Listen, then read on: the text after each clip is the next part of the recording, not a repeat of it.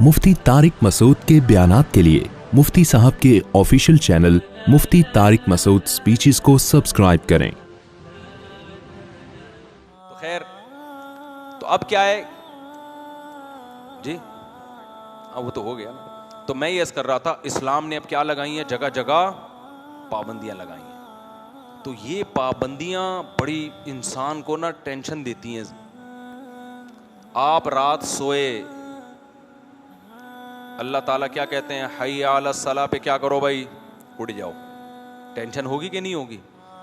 कितना मुश्किल होता है फजर के लिए नींद कुर्बान करना। मैं तो जब फजर के में आता हूँ ना, नमाजियों को देख के बड़ा खुश होता हूँ। ए अल्लाह, ये वो मुक़द्दस और मुबारक लोग हैं जिन्होंने तेरी दावत पर लब्बैक कहा और वुज़ू करके सफ़ में आके खड़े हो गए। दुनिया की नज़र में इनकी वैल्यू नहीं है, अल्लाह की नज़र में इनकी बहुत ज़्यादा वैल्यू है। अल्लाह कहता है मैंने हय्या अला सलाह हय्या अलल फलाह का ऐलान तो पूरे महल्ले में, और 4-4 6-6 अज़ानें हो रही हैं आजकल तो मस्जिदों से, किसी के कान पे जू नहीं रहेंगी।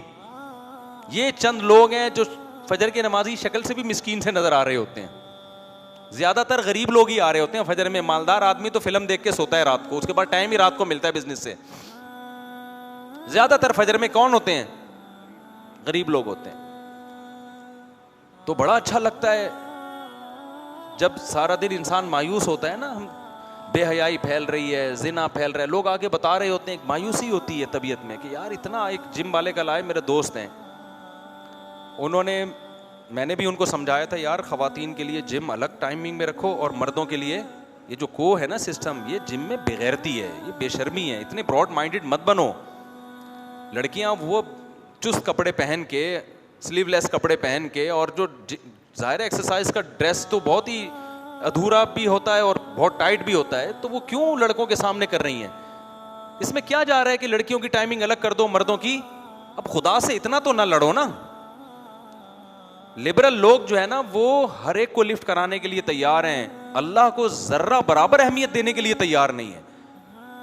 वो कहते हैं इसमें हर्ज क्या है भाई, जब लड़कियों को एतराज नहीं है, मुफ्ती साहब ब्रॉड माइंडेड बने, कोई किसी को नहीं छेड़ता। भाई छेड़ लेगा तो हो क्या जाएगा? आगे जाओ ना, फिर जिना भी कर। तो अंग्रेजों ने जिना की है, इतने वलद जिना बच्चे पैदा हो गए, तो क्या तरक्की नहीं की उन्होंने? बात सारी ये है कि जिस खुदा ने पैदा किया, आप उसको अहमियत दे रहे हो कि नहीं दे रहे हो? अल्लाह कहते हैं मेरे हुक्म को अहमियत दो। जो काम गोरा कर रहा है उसने अल्लाह को अपनी डिक्शनरी से निकाल दिया, आज मुसलमान भी निकाल रहा है अपनी डिक्शनरी से। तो क्या करना है भाई ऐसी नमाज और उम्रे का? क्या करना है ऐसी नमाज उम्रे का? इतनी बेगैरती है, इतनी बेहयाई है। फिर उसमें कितने वाकयात हो रहे हैं, कितने वाकयात हो रहे हैं। जो लड़कियां जा रही हैं, मैं बदगुमान नहीं कर रहा किसी की बीवी जा रही हो और वहाँ मर्द और औरतें इकट्ठे हों, लेकिन एतमाद ख़त्म हो रहे हैं एक दूसरे पे। शौहर को बीवी पे एतमाद ख़त्म हो रहा है, औरत को मर्द पे एतमाद ख़त्म हो रहा है। औरत को पता है मेरे मर्द को 20 किस्म की औरतें मिलती हैं, पता नहीं किस किस्से से ताल्लुकात होंगे। मर्द को पता है ये 20 किस्म के मर्दों से इसकी सलाम दुआ हो सकती है। ठीक है, बहुत से लोग एतमाद करते हैं, लेकिन दिल में वसवसे आना शुरू हो गए कि नहीं हो गए? जो रिश्ता था, जो अल्लाह चाहते हैं जोड़ के रखें, वो रिश्ते टूटना शुरू। अब तो ऐसे ऐसे केसेस आ रहे हैं। मैं जिम ट्रेनर को समझा रहा था, मैंने कहा भाई हमारे पास पहले केसेस आते थे सास बहू के झगड़े, अब केसेस आ रहे हैं कि मियाँ बीवी के झगड़े हो रहे हैं। किस बात पे? शौहर को शक हो गया है कि ये इसके किसी से ताल्लुकात हैं। ये बहुत ज़्यादा मामला ख़राबी की तरफ जा रहा है। वो झगड़े काबिल बर्दाश्त थे, ये काबिल बर्दाश्त नहीं है कि ना औरत को शौहर पे एतमाद, ना शौहर को औरत पे। तो ये को सिस्टम जो है ना, ये तबाही बर्बादी की तरफ लेके जा रहे हैं हमको। जिसके दिल में खुदा का खौफ होगा, सिर्फ पैसे की हवस नहीं होगी। हम जिम खोलने से थोड़ी मना कर रहे हैं भाई आपको, हम तो तरगीब दे रहे हैं कि काम करो ये, ताकि लड़कों को कोई पॉजिटिव एक्टिविटी मिले, वो जाके ये मोबाइलों की जान छोड़ें या जिम में आए, वर्जिश करें। लेकिन थोड़ी सी तो गैरत कर लो यार, थोड़ी सी गैरत कर लो। तुम मुसलमान हो, तुमने कलमा पढ़ा है, तुम मानते हो कि खुदा को हमने जवाब देना है। तो हम ये भी नहीं कह रहे कि लड़कियों के लिए खोलें ही नहीं, हम कह रहे हैं लड़कियों की टाइमिंग अलग कर दो, लड़कों की टाइमिंग अलग कर दो। इतना तो खुदा को मान लो ना। इसमें थोड़ा सा पैसों का नुकसान होता है तो होने दो भाई, हराम ही कमाना है, अगर गलती करना है तो बंदूक उठाओ, लोगों से माल छीनना शुरू कर दो। फिर नहीं जी, तो वो मेरा दोस्त है बेचारा, मैंने उसको समझाया, वो मानता है अल्हम्दुलिल्लाह, उसने अलग सिस्टम किया। लेकिन उसने कहा मुफ्ती साहब लड़कियों में बेहयाई इतनी फैल गई है, लड़कियां इसको एक्सेप्ट नहीं कर रही हैं। शर्म किसमें, बेगैरती अब मर्दों से ज्यादा किसमें आ रही है? खवातीन में आ रही है। कह रहे हमने एक हफ्ते के लिए जिम बंद किया कि घर मजदूर आके ना रेनोवेट कर रहे हैं उसको, कुछ काम था मजदूरों का, तो हमने कहा मजदूर आएंगे अंदर काम करेंगे, तो खवातीन से हमने इतना कह दिया एक हफ्ता आप छुट्टी कर लें और ये जब रिपेयरिंग पूरी हो जाएगी तो फिर आ जाए। उन्होंने कहा नहीं हम इन्हीं की मौजूदगी में कर लेंगे, हमें छुट्टी नहीं करनी। मजदूर खड़े हुए हैं, आपकी ड्रेसिंग क्या, ज़्यादा उस पर नहीं आदमी बात कर सकता। तो जब खुदा का खौफ बिल्कुल निकल जाए मेरे भाई, तो इजाफा तकल हयाउ फ़फ़अल माशीता, तो ठीक है लड़कियां जा रही हैं, शर्म निकल रही है, इस शर्म निकलने से सोसाइटी का भी बेड़ा गर्क होगा। और अल्लाह देखो बार बार कुरान में कहता है ला तहसबन्नल्लाह गाफिलन अम्मा यामलुज़्ज़ालिमून, आप अल्लाह को भूल रहे हो लेकिन अल्लाह आपको नहीं भूल रहा। अल्लाह कहते हैं अल्लाह को गाफिल मत समझो, जालिम लोग जो कर रहे हैं। मैंने पैदा किया, मैंने बनाया, मैंने माँ की छातियों में दूध पैदा किया, ये सारे रिश्ते मैंने बनाए, मुझे इग्नोर करोगे और फिर तुम्हें खुशियाँ मिलें तो ये खुशियाँ तुम्हारे गले पड़ेंगी कल। दुश्मन जब किसी को कोई नेमत देता है, लड्डू खिलाता है, तो उस लड्डू के अंदर जहर रख के खिलाता है वो। दोस्त जब कड़वी गोली भी देगा ना, उस कड़वी गोली में फायदा होगा। और दुश्मन जब किसी को लड्डू भी खिला रहा है तो इंसान, अक्लमंद इंसान उस लड्डू खाते हुए 100 दफा सोचता है कि ये लड्डू मेरे दोस्त ने नहीं खिलाया, या किसने खिलाया है? दुश्मन ने। अल्लाह नाफरमानों का दुश्मन है, अल्लाह को मोहब्बत फरमाबरदारों से है। तो जो आप गुनाह करके नेमतों को हासिल कर रहे हो, ये नेमतें, ये नेमत ना समझो, इसमें जहर छुपा हुआ है। खुदा कैसे, अल्लाह कुरान में कह रहा है अम नजअलुल मुत्तकीन कल फुज्जार, जो गुनाहों से बचते हैं और जो गुनाह नहीं करते, जो गुनाह करते हैं और जो नहीं करते, क्या दोनों मेरी नजर में बराबर हो सकते हैं क्या? एक औरत पर्दा करती है, गैर मर्द के सामने नहीं आती, क्यों? किसका हुक्म है भाई? खुदा का। और एक खुलेआम मर्दों के सामने एक्सरसाइज कर रही है। दुनिया तो कहेगी आंटी बड़ी लिबरल हैं, वो ये ब्रॉड माइंडेड हैं, ये कोई तंग जहन नहीं है इनका, अच्छे अखलाक की, हर एक से मुस्कुरा के बात करती हैं। दुनिया तो तारीफें करेगी। जिस खुदा ने पैदा किया है भाई, पूरी सूरह नूर उसने नाजिल कर दी, सूरह हिजाब नाजिल कर दी और उसको हुक्म दिया कि ये मर्द गैर महरम है, इनके सामने जीनत को जाहिर नहीं कर सकती। वो उस खुदा की आयतों की आप धज्जियां उड़ा रहे हो।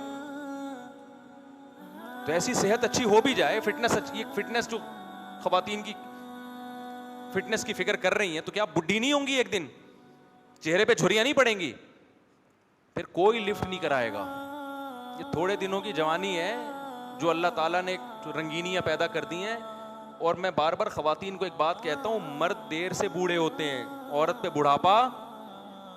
गुस्सा बहुत आता है बाज खवातीन को जो बयान नहीं सुन रही, उनको मेरी ये बात सुन के कि हमें बुराई कर रहा है। वो भाई ये ग्राउंड रियलिटी है। जब अल्लाह ने औरत को हुस्न ज्यादा दिया है तो छीनता भी जल्दी है। मर्द को हुस्न कम दिया है लेकिन छीनता जल्दी नहीं है। हमने तो 70-70 साल के भी लोग देखे हैं, बिल्कुल फिटफाट, ऐसे लगता है बिल्कुल कोई कमजोरी है ही नहीं। मेरे वालिद साहब 63 साल की उम्र में इतने पावरफुल थे माशाल्लाह, चाल से कोई कह भी नहीं सकता था इन पे बुढ़ापे के कोई असरात हैं। वो तो हार्ट अटैक हुआ, सेहत वेहत का ख्याल नहीं करते थे, फौजी थे, बस वो उनको ब्लड प्रेशर चेक करने का शौक ही नहीं था, ठीक है ना, बीपी हाई रहता था। डॉक्टरों ने कहा, उन्होंने कहा यार कोई बात नहीं यार। तो मैं नहीं कह रहा कि ऐसा करना चाहिए, लेकिन वैसे बड़े सेहतमंद थे, चाल ढाल। और लेकिन आप किसी 60 साल की औरत को देखो, वो क्या हो जाती है। मेरे वालिद साहब के ना चेहरे पे झुर्रियां थी, इस 63 साल में दांत सारे सफेद चमकदार। वो पठान, असलन तुम पठान है ना, और ऐसे घनी दाढ़ी और आवाज में वही पावर। कहीं से भी बुढ़ापे के कोई दूर दूर के असरात कम से कम मुझे नजर नहीं आते थे। मर्दों में बहुत सारे ऐसे होते हैं। हकीम सईद साहब 78 साल की उम्र में, 78 ईयर्स ओल्ड थे, रोजाना 1 घंटा लॉन्ग टेनिस खेलते थे वो, मादरत के साथ। खेलने से पहले मादरत नहीं करते थे, ये मादरत मैं बताते हुए कर रहा हूं कि आपको लगेगा यार ये कैसी बातें कर रहा है। 1 घंटा क्या था, लॉन्ग टेनिस। आप 10 मिनट खेलो लॉन्ग टेनिस तो दिमाग सेट हो जाता है आदमी का। वो 1 घंटा खेलते थे। तो मर्दों में अगर सेहत का ख्याल रखें, बहुत देर तक चलते रहते हैं। औरत का जो हुस्न और जमाल है अचानक ढलना शुरू होता है।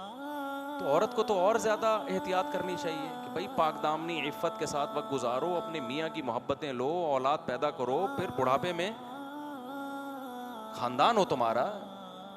जब एज एक थोड़ी सी बढ़ती है जवानी में औरत को इज्जत उसके हुस्न जमाल की वजह से बहुत जगहों पे मिल रही होती है। आंटी बड़ी खूबसूरत है, सब लिफ्ट करा रहे होते हैं, आप बैठ जाएं मैं खड़े होकर सफर कर लूंगा।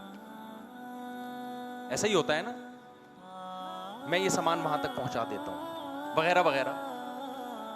लेकिन जो 40, 50, 45 साल 50 साल के बाद जो इज्जत मिलेगी ना, वो हुस्न जमाल की वजह से नहीं मिलेगी, वो बुजुर्गी की वजह से मिलेगी। तो वो इज्जत औलाद और शौहर देता है कि मेरे बच्चों की क्या है। ये इंसान का बच्चा होगा तो इज्जत देगा, नहीं होगा तो नहीं देगा। लेकिन मेजॉरिटी तो मेरा ख्याल है इंसान के बच्चे ये भी मार्केट में चल रहे हैं। तो खराबी इतनी नहीं आई है हमारी सोसाइटी में कि औरत बूढ़ी हो जाए तो मर्द उसको लिफ्ट कराना छोड़ दे। कुछ लोग होंगे, लेकिन मेजॉरिटी भाई बच्चों की क्या है, ये माँ है, जिंदगी इसके साथ गुजार दी। हमारे एक जानने वाले थे, उन्होंने दूसरी शादी की जवान खातून से। अब पहली बीवी के साथ उनकी ज़िंदगी 30 साल गुजरी, दूसरी ने आते ही पता नहीं कुछ मसाइल खड़े कर दिए, उनको गुस्सा आता था। अच्छा, दूसरी ताने देती थी कि ये पहली वाली तो बुड्ढी है, इसको तुम क्यों लिफ्ट करा रहे हो। मेरे पास केस आया तो मुझे कहने लगे, मुफ्ती साहब उस पहली वाली ने गम, गुर्बत, भूख, सारा कुछ बर्दाश्त किया मेरे साथ 30 साल। तो अब मैं ये तो नहीं है कि ये नई वाली की वजह से उसको इग्नोर करना शुरू कर दूं। ठीक है, दोनों के हक मिलेंगे तो उसको भी प्रॉपर टाइम देंगे हम। मैंने कहा यार बंदा क्या है, जैसे बेगैरत किस्म के लोग भी हमें सुबह शाम अल्हम्दुलिल्लाह मिल रहे होते हैं, तो 100 बेगैरतों के बाद एक गैरतमंद मिलता है ना, तो वो बैलेंस क्या हो जाता है, बराबर हो जाता है। खुशी होती है कि चलो यार थोड़े से, वरना जो शादी ब्याह के मामलात में जो माजरत के साथ जो बेगैरती का रेशो है वो थोड़ा सा गैरत से क्या है। बस मैं ज़्यादा नहीं इस पे जाऊंगा, फिर वो बेगैरती के वाक़या सुनाऊंगा तो आप कहेंगे अच्छा हम तो पता ही नहीं इतने बड़े बड़े, हम तो थोड़े से हैं, ये तो इतने बड़े बड़े बेगैरत पड़े में। तो उससे बाज़ दफ़ा ना वो गलत, यानी हम सब इसमें शामिल हैं भाई, मैं कोई किसी को बुरा नहीं कह रहा। खैर, तो क्या बात कर रहा था मैं, जल्दी से बात को समेटूं। अबे यार आपको बिठाया हुआ किस लिए यहाँ पे, जहाँ से बयान कंटिन्यू चल रहा होता है ना वहीं से करें, अजान भी होने वाली है, इसको जल्दी से कंप्लीट करना है। हाँ, तो मैं ये कह रहा था कि भाई वो जो जिम ट्रेनर थे उनसे मैंने कहा कि यार, उसने कहा भाई ये ख़वातीन भी बहुत सी नहीं चाह रही हैं, और ये मालदार घरों की ख़वातीन में ये मसला क्या है ज्यादा है, जिनके पास कपड़ों के पैसे ज्यादा होते हैं, कपड़े उन्हीं के पास नहीं होते, उनमें ज्यादा मसला ही है। उनको जरा अपनी दौलत दिखानी है और थोड़ी नुमाइश करनी है। मैं फिर भी नीयतों पे शुबा नहीं कर रहा, बाज़ों को इससे कोई गरज नहीं होता कि मर्द देख रहा है कि नहीं देख रहा है, उनको मर्द के सामने अपनी बॉडी को एक्सपोज करना भी मसला। वो इतनी ब्रॉड माइंडेड होती है कि हमारे मसाइल ही नहीं है। ओ भाई आपके नहीं है, इस्लाम के तो है ना मसाइल। इस्लाम पाबंदी लगा रहा है, किसी वजह से लगा रहा है ना। अपनी ख्वाहिशात पर इस्लाम को क्या करो, तरजीह दो। भाई अल्लाह ने मना कर दिया, खत्म। देखो, कोई अंग्रेज हमारे सामने खिंजीर का गोश्त ला के रख दे, हम फौरन क्या कहते हैं, भाई ये हराम है, हम नहीं खाते, हम मुसलमान हैं, हम नहीं खाते। अब अंग्रेज हमसे पूछे क्यों नहीं खाते, हम कहें ये नापाक है। अंग्रेज कहे सर्फ से धो के खा लो, अंग्रेज क्या कहेगा, सर्फ से धो के खा लो। हम कहें नहीं फिर भी नापाक रहेगा। अंग्रेज कहे कि क्यों नापाक रहेगा, इसमें क्या है, कि पीट लगी हुई है, इसमें गोबर लगा हुआ है, बदबू भी नहीं आ रही, सूंघ के देखो, और अगर थोड़ी बहुत आ रही है तो वो टेस्ट गेन नहीं हुआ अभी आपका, ठीक है ना, थोड़े दिन खाओगे तो नहीं आएगी, हमें तो नहीं आती, आपको क्यों आ रही है। ये बहस कभी खत्म हो सकेगी क़यामत तक? कोई लॉजिक पेश करोगे? आखिर में आके कहना पड़ेगा भाई हम क्या हैं, मुस्लिम हैं, खुदा का हुक्म है, हराम है, तो हम भी क्या कहेंगे, हराम। तो अंग्रेज क्या कहे, इतनी लंबी बहस करने की जरूरत क्या थी, पहले बोल देते। भाई तुम्हारे मजहब में पाबंदी और तुम मजहब को फॉलो करते हो, प्रैक्टिसिंग मुस्लिम हो, तुम खुदा को मानते हो, मजहब को फॉलो करते हो, फिर वो इस पे बहस करेगा कि क्यों मानते हो खुदा को, क्या जरूरत है, तो बहस का रुख चेंज हो जाएगा। लेकिन एक टॉपिक हमेशा के लिए क्या हो जाएगा, बंद। तो जो हमारी लिबरल आंटियां हैं, जो जिम जा रही हैं, मर्दों के सामने एक्सरसाइज कर रही हैं, देखो मैं अगर बहस करना शुरू करूं, इससे बेहयाई फैलती, आगे से अप्लाई आता, कोई बेहयाई नहीं फैलती, मेरी बेगम तो 20 साल से जा रही है, दिल साफ होना चाहिए। लिबरल लोगों के पास आलतू फालतू दलाइल बहुत होते हैं कि नहीं ये सब, ये ना असल में एक्चुअली ये सब दिमाग का खेल होता है, ट्रस्ट की बात होती है। हमने तो बहुत सी पर्दे वालियों को घरों से भागते हुए देखा है, उन्होंने देखा होगा, शायद कोई भाग रही होगी, हमने बहुत सी पर्दे वालियों को देखा है, और ये बड़ी खतरनाक, और वो फलाने का वाक़या तो ढिमकाने का वाक़या। ये बहस क़यामत तक ख़त्म बोलो नहीं होगी। दिल साफ होना चाहिए। वो जिम तो 20 साल से चल रहा है, उसमें तो आज तक कोई ऐसा केस नहीं वजूद में आया। तो मैं उनसे कहता हूँ आ भी गया तो क्या हो गया, अंग्रेजों के रोजाना ऐसे केसेस होते हैं तो क्या हो गया, 2-4 और मजीद अंग्रेज वजूद में आ जाते हैं उसकी वजह से। अगर वो केसेस भी ना होते तो अंग्रेजों की तो नस्ल ही खत्म हो गई ना। क्या ख्याल है? उनके यहाँ तो केसेस की वजह से जो कुछ अंग्रेज बच गए हैं वो केसेस की वजह से बच गए हैं। लेकिन इन सब चीजों के दलाइल देने का कोई फायदा नहीं है भाई। जब हम खिंजीर को कहते हैं इल्लीगल है तो दलील यहां से शुरू करो, खुदा ने क्या किया है, पाबंदी लगा दी। तो पर्दे का मसला भी है कि आप खवातीन को चाहिए कि दलाइल में सोचने के बजाय, भाई अल्लाह ने साफ लफ्जों में, ये कोई अबू हनीफा का कौल नहीं है, इमाम शाफी का कौल नहीं है, ये सूरह नूर की आयतें हैं। वला युबदीन ज़ीनतहुन्ना इल्ला लिबुलतिहिन्ना औ आबाइहिन्ना औ आबाइ बुलतिहिन्ना औ अबनाइहिन्ना औ अबनाइ बुलतिहिन्ना। किसी हुक्म को इतनी डिटेल में जाके कुरान ने एक्सप्लेन नहीं किया होगा। जहां पर्दे का हुक्म आया तो एक एक रिश्तेदार का नाम लेके अल्लाह बता रहा है कि अब्बा के सामने आ सकती है, बेटे के सामने आ सकती है, ससुर के सामने आ सकती है, दामाद के सामने आ सकती है, बेटों के बेटे के सामने आ सकती है, भाइयों के बेटों के सामने आ सकती है, बहनों के बेटों के सामने आ सकती है। पूरे रिश्तेदारों का बता दिया कि इसके अलावा किसी के सामने अपनी जीनत को जाहिर नहीं कर सकती। किसी जरूरत से आना पड़े, कोई मजबूरी हो तो पर्दे में आए। बहुत ज्यादा गुंजाइश निकालनी है तो चेहरे का पर्दा इख्तलाफिया। राजे कौल तो यही कि जवान औरत पे चेहरा छुपाना फर्ज है। बहुत ही मजबूरी हो तो बहुत ज्यादा छूट, जो इंतहाई ब्रॉड माइंडेड बन के मैं कह रहा हूं, बहुत ज्यादा छूट निकलेगी। ज्यादा किसकी निकल जाएगी छूट? चेहरे की निकल जाएगी। पूरा बॉडी ढकी हुई हो, सिर्फ चेहरा क्या हो, खुला हुआ। ये बहुत ज्यादा ये गुंजाइशें निकाल के कि चलो जो लिबरल अंटियां हैं, जो बहुत ही ज्यादा इस्लाम से दूर है, उनको इस्लाम से करीब करने के लिए एक थोड़ी सी गुंजाइश उनको दे दी जाए। वरना असल हुक्म तो ये है कि जवान औरत पे चेहरा छुपाना भी फर्ज है। चलो यहां तक आ जाओ यार, आप बाकी बॉडी कवर कर लो। इतना भी अगर नहीं हो रहा तो ये खुदा से क्या है, ये दुश्मनी है, ये खुदा से लड़ाई है। फिर तो अल्लाह नहीं छोड़ेगा भाई। अल्लाह की नजर में हया बहुत अहम चीज है और जिना बहुत बुरी चीज है। जिना से नहीं मना किया, जिना के हर वो काम जो सोसाइटी में जिना को प्रोमोट करता है उससे अल्लाह ने मना किया। बेपर्दगी जिना को प्रोमोट करती है। तो मैं बात को बस समेट के ख़त्म करता हूँ। तो मैं ये अर्ज़ कर रहा था कि इस्लाम में लज्जतें भी हैं, साथ साथ बीच में क्या है।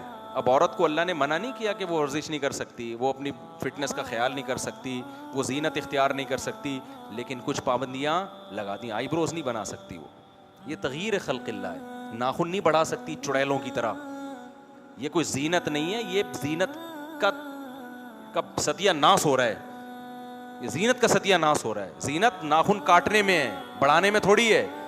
यहाँ तो पाबंदियाँ लगाएगा ना इस्लाम के। अगर ऐसे ही छोड़ दे तो पता नहीं क्या क्या करके बैठ जाओगे। आड़े थे तो अंग्रेजों ने जीनत करते करते नस्लें ही बिगाड़ दी हैं। औरत मर्द बन गई, मर्द औरत बन गया, फिर बीच की चीजें आ गई मार्केट में। यहाँ से देखो लेडीज लग रहा है, यहाँ से देखो क्या लग रहा है। पूरा LGBT का जो कानून पास हुआ वो तो सारा ही फितरत का क्या कर दिया। पैदा ही हुआ था, 2 बकरे ज़बा हुए, बालिग हुआ तो उसने कहा मैं शी हूं। वहां का कानून कहता है उसको एक्सेप्ट करना पड़ेगा। तो मैं तो लोगों से कह रहा हूं, तो शुक्र है विफाकी शरी अदालत ने LGBT कानून को कलअदम कर दिया। अल्लाह कर सुप्रीम कोर्ट उसको कलअदम करार दे दे। तो वरना फिर यही होगा कि बच्चा पैदा हुआ था, आपने 2 बकरे काटे, बड़े होके कह रहे हैं मैं शी हूँ। 7 साल में बच्चे को इजाज़त है वहाँ कानून में कि वो अपने आप को शीश हो, तो आपका 1 बकरे की कीमत क्या हो गई, ज़ाया हो जाएगी ना, बकरे के पैसे ज़ाया हो जाएंगे। इसके कूट पटांग किस्म का निज़ाम है तो चल रहा है। तो इस्लाम ने पाबंदियाँ लगा दी, हमें इंसान का बच्चा बना दिया। तो ये जो कबाब में हड्डियाँ पैदा की है ना इस्लाम ने, ये किसके फ़ायदे के लिए? ये हमारे फ़ायदे। एक मिसाल दे के बयान ख़त्म करता हूँ। पहले ज़माने में एक वाक़या बयान किया जाता है कि एक बादशाह कहीं शिकार के लिए निकला अपने शाही लश्कर के साथ, तो रास्ता भूल गया, प्यास से सहरा में बुरा हाल और प्यास से मरने वाली कंडीशन हो गई।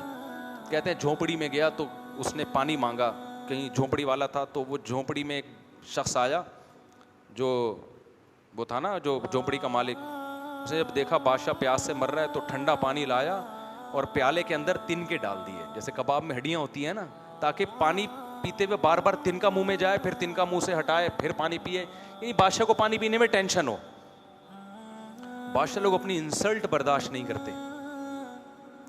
अच्छा, पाकिस्तान के जितने भी बादशाह हैं ना, दबा के हर एक दूसरे की इंसल्ट करते करते हुक्मरानों की 2 टके की इज्जत छोड़ी नहीं है किसी ने। ये बहुत खतरनाक है। ये कोई अच्छा काम नहीं है किसी कंट्री में हाकिम चाहे जालिम हो, अगर बिल्कुल ही उसकी इज्जत खत्म हो जाए तो इताअत खत्म हो जाती है और मुल्क का फिर बेड़ा गर्क होता है। तो इतना ज्यादा नहीं एक्सट्रीम लेवल पे जाया करो दूसरे को बुरा भला कहने में कि एक मुल्क की रियासत की जो सरबरा होता है ना, उसकी वो बिल्कुल ही उसमें और एक चपड़ासी में कोई फर्क ही ना रहे।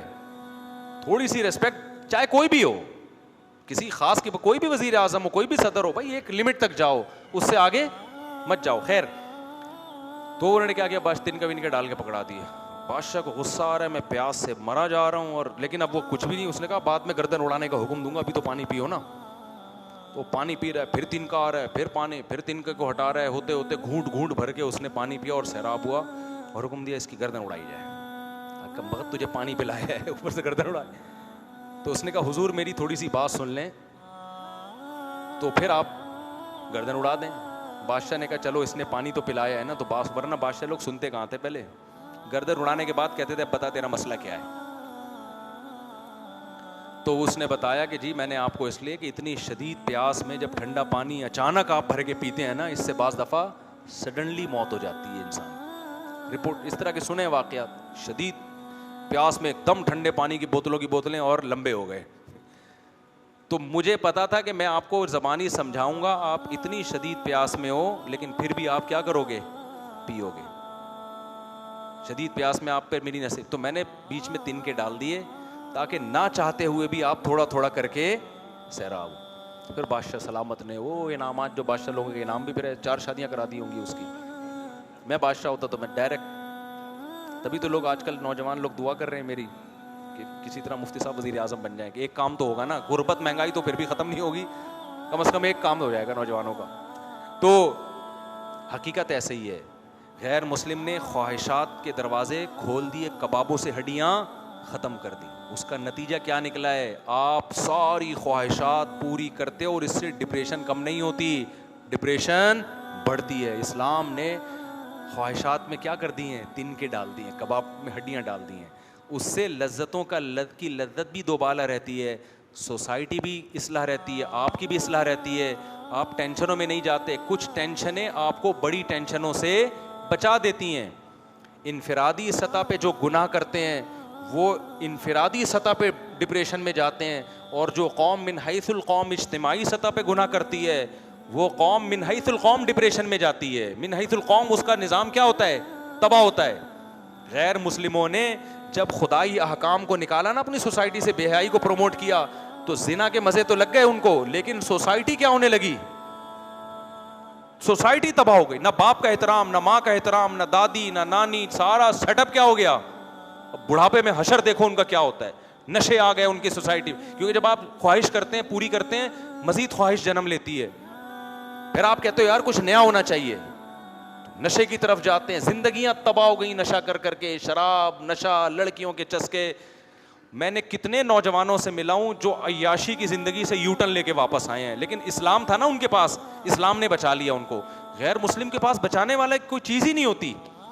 मैं तो बहुत नौजवानों से मिला हूं जो अय्याशी के इंतहा तक पहुंचे लेकिन डिप्रेशन में जाने लगे। वो उन्होंने मुझे खुद बताया कि हमारे पास पैसा, नाइट क्लब, शराब, सब कुछ, लेकिन हम देख रहे थे रोज बरोज टेंशन कम होने के बजाय क्या हो रही है, बढ़ रही है। तो फिर वो बताते हैं मौलाना तारिक जमील साहब का बयान सुना, तबलीग में वक्त लगाया, तो हमें फिर आहिस्ता आहिस्ता अंदाजा हुआ भाई ये जिंदगी क्या है, ये बर्बाद कर, क्योंकि देख रहे थे बर्बाद हो रहे हैं हम।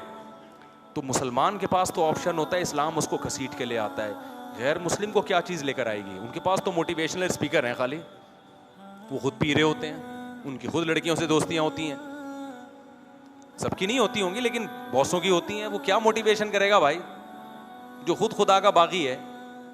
मोटिवेशन में तो सबसे पहले खुदा का इंट्रोडक्शन जरूरी है ना, कि जिसने पैदा किया उसको तो मानो, वो तो है ही नहीं उनके यहाँ। तो इसलिए जो इस्लाम में जो कबाब में हड्डियां हैं ना मेरे भाई, ये हड्डियां हमारे फायदे के लिए। हड्डी वाले गोश्त का मजा अलग होता है। मैंने एक दफा क्या किया, मछली से ना पूरी हड्डियां निकालनी, कांटे उसी तरीके से निकलवा के मछली पकाई, मजा नहीं आया। तो मैंने कहा भाई वो जो कंघी होती है ना उसके अंदर, उसके साथ ही गोश्त का मजा होता है। थोड़ा सा खाओ, थोड़े से कांटे का भी मजा लो, फिर कांटे निकाल के, बिल्कुल ही कांटों से भरी हुई ना हो। बांग्लादेश के लोग तो कांटों भरी मच्छी ऐसे खा रहे होते हैं, खट खट खट साइड पे कांटे लगा रहे होते हैं, पता नहीं स्पीड, फिर निकाल के फेंक देते हैं मच्छी अंदर, कांटे साइड पे। वो उनको पता नहीं वो जीन में उनकी ये चीज़ शामिल। हम लोग तो ऐसे करना पड़ता है कांटा हटाना, लेकिन बिल्कुल ही कांटे हटी हुई मच्छी होती है, उसमें भी लज्जत नहीं होती, थोड़े से कंघी होनी चाहिए कम से कम अंदर, ठीक है। तो भाई जो इस्लाम ने पाबंदियां लगाई हैं, ये पाबंदियां मेरे और आपके फ़ायदे के लिए लगाई हैं। तो मुत्तकीन का मतलब मैं जो बता रहा था ना, इन्नहा लतज़किरतुल लिलमुत्तकीन, अल्लाह कहते हैं ये कुरान उन लोगों के लिए नसीहत है जो बुराई से बचना चाहते हैं, जो कबाब में हड्डी बर्दाश्त कर लेंगे, तो उनको बहुत फ़ायदा होगा इस कुरान से। अल्लाह हमें समझने की, अमल की तौफीक अता फरमाए।